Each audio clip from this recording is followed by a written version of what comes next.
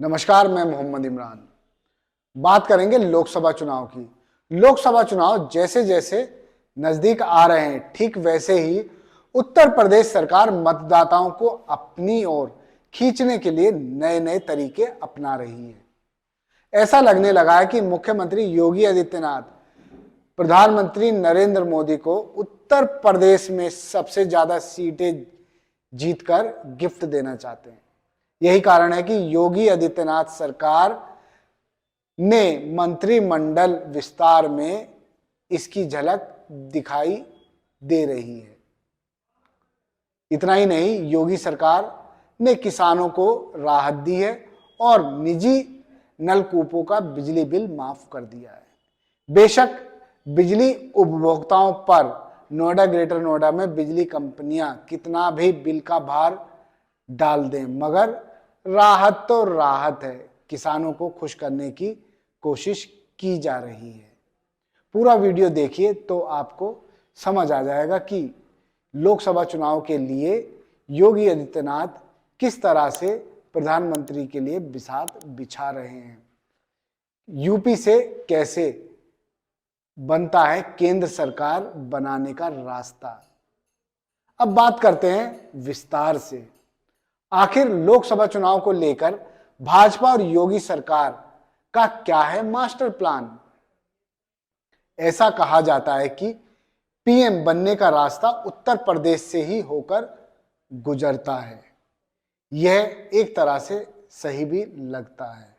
अब तक सबसे अधिक पीएम यूपी ने ही दिए हैं।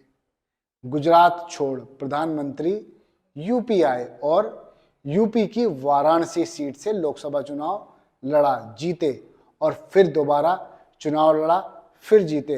अब तीसरी बार है। उन्हें वाराणसी से चुनाव लड़ाने के लिए भाजपा ने एक बार फिर से ऐलान कर दिया है।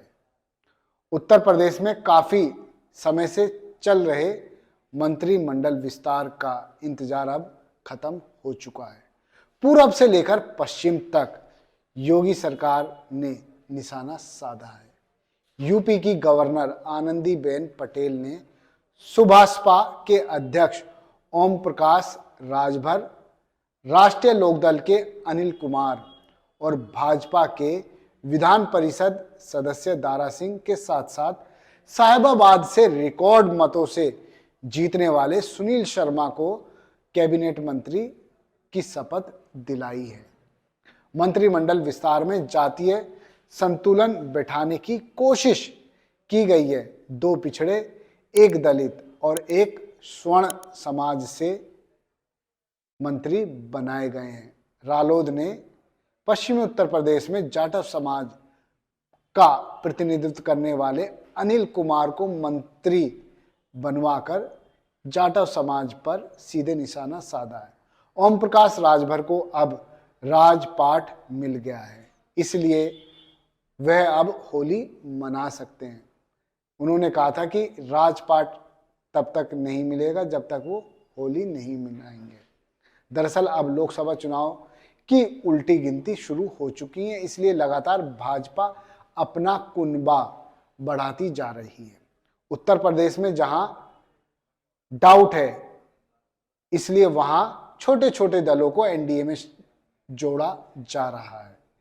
इतना ही नहीं, मुख्यमंत्री योगी आदित्यनाथ ने कैबिनेट की बैठक में कई ऐसे प्रस्तावों पर मुहर लगाई है जिससे सीधे जनता पर असर पड़ेगा।